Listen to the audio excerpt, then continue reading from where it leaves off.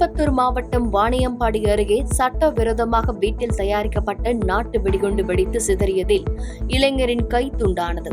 படுகாயமடைந்த இளைஞர் மருத்துவமனையில் அனுமதிக்கப்பட்டு தீவிர சிகிச்சை பெற்று வரும் நிலையில் சம்பவம் குறித்து அம்பலூர் காவல்துறையினர் வழக்கு பதிவு செய்து விசாரணை மேற்கொண்டு வருகின்றனர்.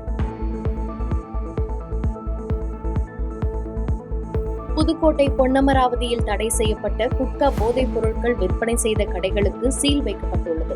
மேலும் பொன்னமராவதி பேருந்து நிலையத்திற்குள் உள்ள கடையில் ஆய்வு செய்ததில் அங்கு சுமார் 1/2 கிலோ கைப்பற்றப்பட்டு அதனையும் கைப்பற்றி சீல் வைத்து பொன்னமராவதி காவல்துறையினர் மற்றும் உணவு பாதுகாப்பு துறையினர் அபராதம் விதித்தனர். கடலூர் மண்டல போக்குவரத்து பணிமனை வாயில் முன்பு 7 அம்ச கோரிக்கைகளை வலியுறுத்தி பாட்டாளி முன்னேற்ற தொழிற்சங்க பேரவை சார்பில் கண்டன ஆர்ப்பாட்டம் நடைபெற்றது. பேரவைத் தலைவர் ஜெய்சங்கர் தலைமையில் நடைபெற்ற இந்த கண்டன ஆர்ப்பாட்டத்தில் தூக்கில் தொங்கியவாறு நூதன முறையில் ஆர்ப்பாட்டத்தில் ஈடுபட்டு கோரிக்கைகளை முன்வைத்தது பரபரப்பை ஏற்படுத்தியது. கோவை மாவட்டம் வால்பாறை அருகே அதிரப்பள்ளி பகுதியில் காட்டு யானை தாக்கி பெண் உட்பட 2 உயிரிழந்தது கிராம மக்களிடையே சோகத்தை ஏற்படுத்தியுள்ளது. பழங்குடியினர் சமூகத்தைச் சேர்ந்த 3 குடும்பத்தினர் அதிரப்பள்ளி வஞ்சிக்கோடு பகுதியில் குடியிருந்து வனவளங்களை சேகரித்து வந்த நிலையில் காட்டு யானை தாக்கி உயிரிழந்துள்ளனர்.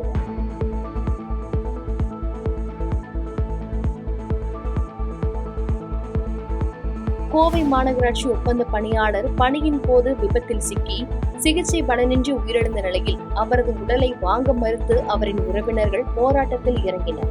ஒப்பந்த பணியாளர் மணி உயிரிழந்து தற்போது வரையும் மாநகராட்சியில் இருந்தோ அல்லது அவர் பணிபுரியும் ஒப்பந்த அலுவலகத்தில் இருந்தோ எந்த அதிகாரிகளும் வந்து பார்க்கவில்லை என்றும் அவருக்கான காப்பீடு திட்டம் குறித்தும் எதுவும் கூறவில்லை என்று குற்றச்சாட்டை முன்வைத்தனர். கடலூர் மாவட்டம் அயன் குறிஞ்சிப்பாடி அருகே மேல்நிலை நீர்த்தேக்க தொட்டியில் இருந்து விநியோகிக்கப்படும் குடிநீரில் அதிக அளவு துர்நாற்றம் வீசுவது அப்பகுதி பொதுமக்களிடையே அச்சத்தை ஏற்படுத்தியுள்ளது. புகாரை தொடர்ந்து குடிநீர் விநியோகம் நிறுத்தப்பட்டுள்ள நிலையில் பொதுமக்கள் தண்ணீரின்றி அவதியடைந்து வருகின்றனர். இந்நிலையில் மாவட்ட நிர்வாகம் மற்றும் பேரூராட்சி நிர்வாகம் உடனடியாக பொதுமக்கள் அச்சத்தை தீர்க்க நடவடிக்கை எடுப்பதோடு சுத்தமான குடிநீர் வழங்க வேண்டும் என்று வலியுறுத்தியுள்ளனர். கோவை மாவட்ட ஆட்சியர் தலைமையில் நடந்த விசைத்தறி உரிமையாளர்களுடனான பேச்சுவார்த்தையில் உடன்பாடு ஏற்படாத நிலையில் சோமனூர் பகுதியில் கால வரையறையற்ற உண்ணாவிரத போராட்டத்தினை தொடங்கியுள்ளனர். தமிழ்நாடு அரசு தங்களது கோரிக்கை மீது உரிய நடவடிக்கை எடுக்கும் வரை தொடர் போராட்டங்களில் ஈடுபட இருப்பதாக கூலிக்கு நெசவு செய்யும் விசைத்தறி உரிமையாளர்கள் தெரிவித்துள்ளனர். காரணம்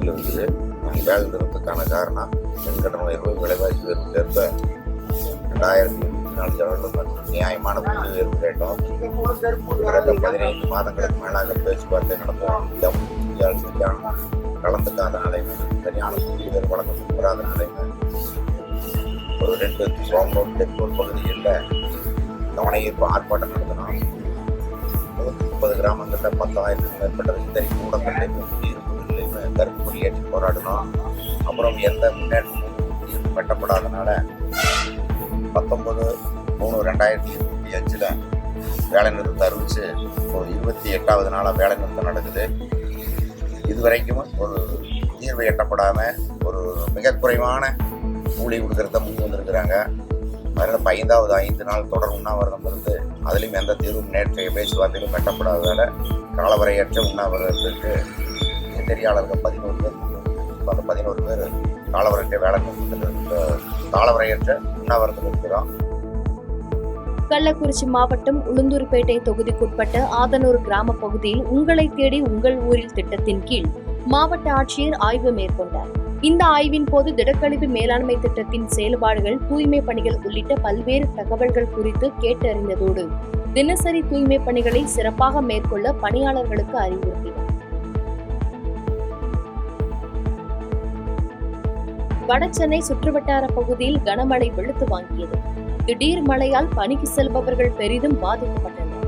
மேலும் தாழ்வான சாலைகளில் மழை நீர் தேங்கியதால் வாகன ஓட்டிகள் அவதியடைந்தனர். மதுரை திருப்பரங்குன்றம் அருள்மிகு சுப்பிரமணிய சுவாமி திருக்கோவிலின் உப கோயில்களான சொக்கநாதர் சாமி திருக்கோவில், பழனியாண்டவர் திருக்கோவில், குருநாதர் சாமி திருக்கோவில், பாம்பாளம்மன் சுவாமி ஆகிய திருக்கோவில்களில் கும்பாபிஷேகம் கோலாகலமாக நடைபெற்றது. இதில் சுற்றுவட்டாரத்தைச் சேர்ந்த திரளான பக்தர்கள் கலந்து கொண்டு சுவாமி தரிசனம் செய்தனர்.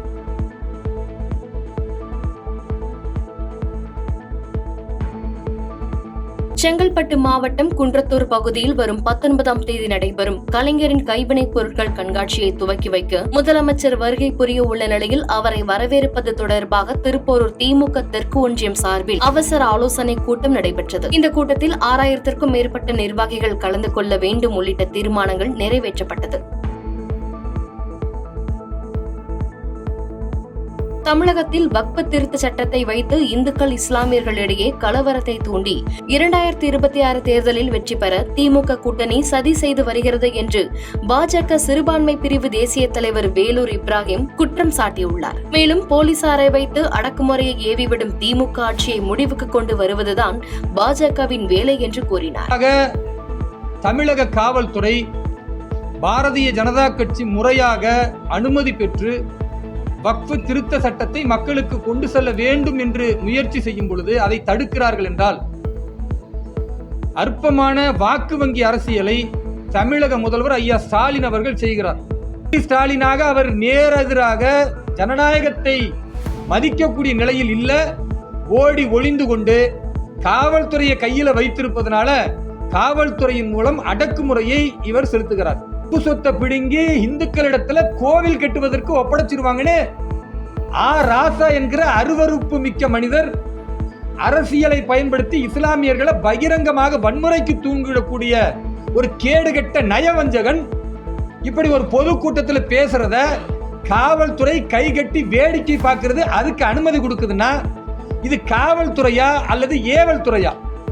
காவல்துறை என்பது மக்களுக்கான சமூக நீதியை சட்டம் ஒழுங்க பாதுகாக்கக்கூடியதா அல்லது சட்டம் ஒழுங்க யார் சீர்குலைக்க பார்க்கிறார்களோ ராசா போன்ற திமுக பாராளுமன்ற உறுப்பினர்களை பாதுகாக்க முனைகிறதா? மதுரை மாவட்டம் திருமங்கலம் அருகே இருசக்கர வாகனத்தில் சென்ற நபர் சாலையோர தடுப்பில் மோதி உயிரிழந்த சம்பவம் சோகத்தை ஏற்படுத்தியுள்ளது. தகவல் அறிந்து வந்த திருமங்கலம் தாலுகா போலீசார் உடலை கைப்பற்றி பிரேத பரிசோதனைக்காக திருமங்கலம் அரசு மருத்துவமனைக்கு அனுப்பி வைத்ததோடு விபத்து குறித்து விசாரித்து வருகின்றனர். கள்ளக்குறிச்சி மாவட்டம் சங்கராபுரம் அருகே உள்ள கூடலூர் கிராமத்தில் சுடுகாடு மற்றும் சாலை வசதி இல்லாததால் பிரேதத்தை ஆற்றில் சுமந்து செல்லும் அவல நிலைக்கு கிராம மக்கள் தள்ளப்பட்டுள்ளனர். இதனால் பல்வேறு இன்னல்களை அடைந்து வரும் கிராம மக்கள் மயானத்திற்கு சடலங்களை செல்ல முறையான சாலை வசதி அமைத்து தர வேண்டும் அல்லது சாலை வசதி உள்ள இடத்தில் மயானத்தை அமைத்து தர வேண்டும் என்ற கோரிக்கை வைத்தனர். கல்லூராயன் மலை தாலுகாவில் கூடலூர் கிராமத்தில் நாங்கள் வசிக்கிறோம். ஊரில் யாராவது இறந்து போனால் எங்களுக்கு சரியாக ரோடு வசதி இல்லை. இப்போ ஒருத்தரை புதைக்கணுன்னா ஆறை தாண்டி தான் போகணும். ஆற்றுல கயிறு கட்டி தான் இழுத்துட்டு போகணும். தண்ணி வந்துட்டு எப்பவும் வந்துட்டே இருக்கும். மழை டைம்லாம் ஒருத்தர் இறந்து போனால் ஆற்றுல கயிறு கட்டி தான் இழுத்துட்டு போகிற நிலைமை இருக்குது. எங்களுக்கு நல்ல ரோடு வசதி ஏற்படுத்தி தரணும்.